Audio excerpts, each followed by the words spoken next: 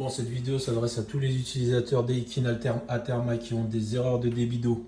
7H01, 7H05, 7H06. Il y a des tonnes et des tonnes de messages sur les forums, de liens, etc. Je vais vous expliquer simplement ce qui ne va pas.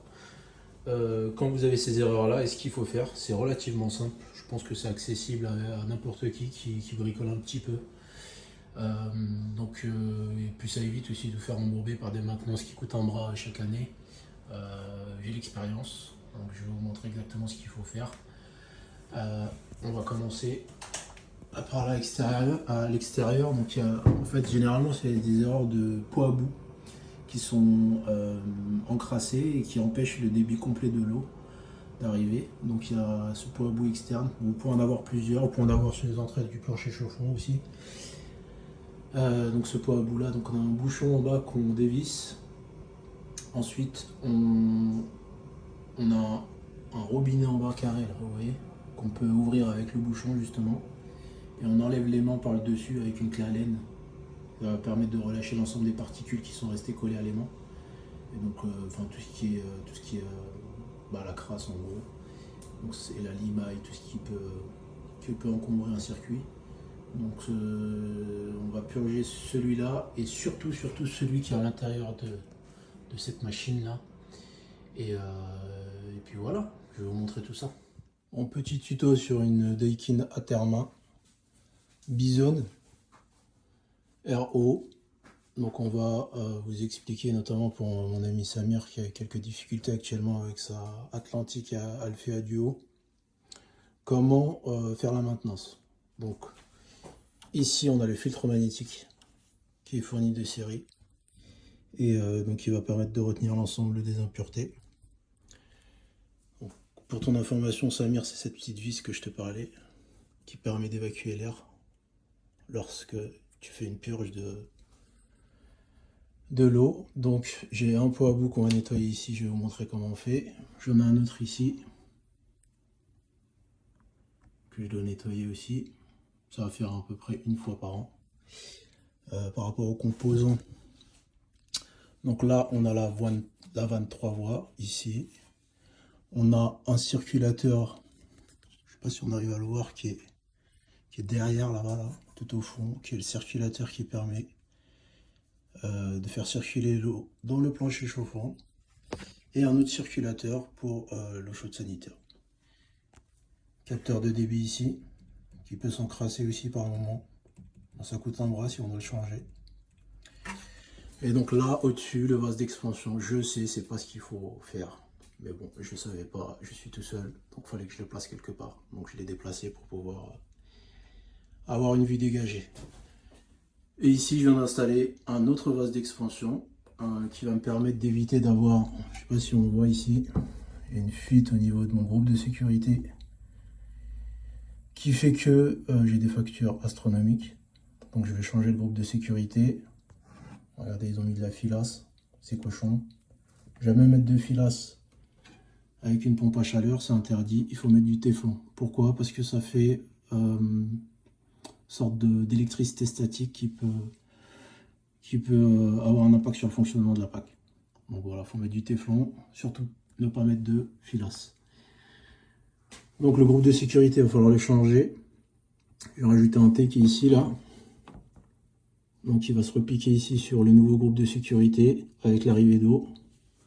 Et qui se repique ici. Donc il faut que je change ce circuit-là pour pouvoir l'adapter pour arriver à la bonne hauteur au niveau de l'arrivée d'eau à droite.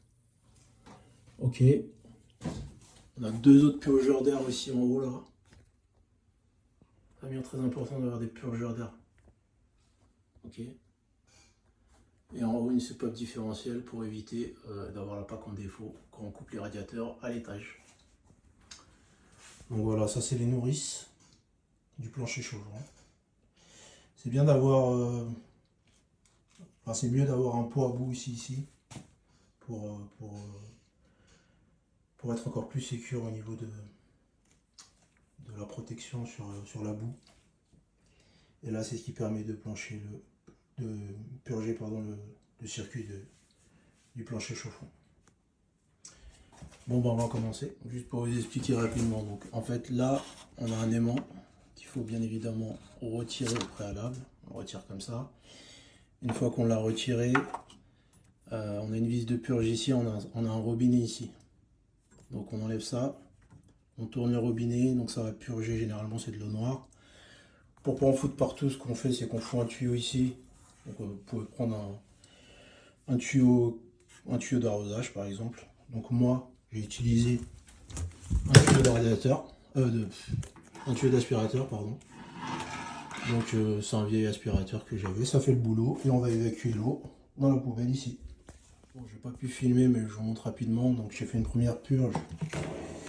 Si on voit, c'est bien dégueulasse. Si on voit l'eau. En fait, ce que j'ai fait, c'est que j'ai dévissé. Il y a un sorte de filtre qu'on va nettoyer en dessous. Et ça, c'est l'eau qui est sortie. Comme vous pouvez le voir. C'est important de faire ça chaque année. Voilà.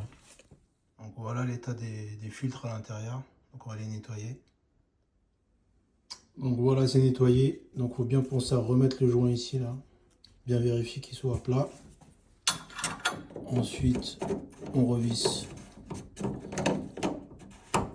Hop.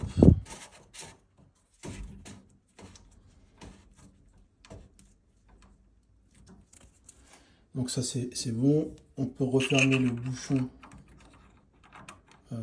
ici. Je vais vérifier qu'il est bien fermé. Donc c'est dans le sens inverse des aiguilles d'une montre pour ouvrir le robinet ici. J'ai oublié de vous dire qu'on a un petit robinet de purge. On peut le faire directement avec ça. Donc il faut juste tourner ici pour purger. Moi je préfère le faire par ici parce que je trouve que ça nettoie beaucoup mieux que si on utilise la purge de maintenance automatique qui a été gracieusement installée par nos amis de chez Daikin. Pour nous, les installateurs professionnels, bien évidemment. Voilà, j'ai changé le groupe de sécurité, là, comme vous pouvez voir. Donc j'ai bien utilisé du téflon. Et ici, j'ai mis un petit boîtier pour protéger les connexions. Ici, là. Pour la sécurité. Donc j'ai mon petit vase d'expansion ici que je rajouterai plus tard parce qu'il faut que je fasse un peu de plomberie avec le cuivre que je n'ai pas. Donc je le rajouterai plus tard. Mais pour l'instant, je pense que là j'ai remis en eau, il n'y a pas de fuite, donc on est plutôt pas mal. Je vais relancer la bête et faire une purge d'air via le système et je vais vous filmer ça aussi. Bon, pour la purge d'air, ce qu'il faut faire, c'est qu'il faut aller... bon, déjà, il faut se mettre en mode installateur. Le code, c'est 5678. Vous mettez en... Voilà, vous faites ça. Pardon.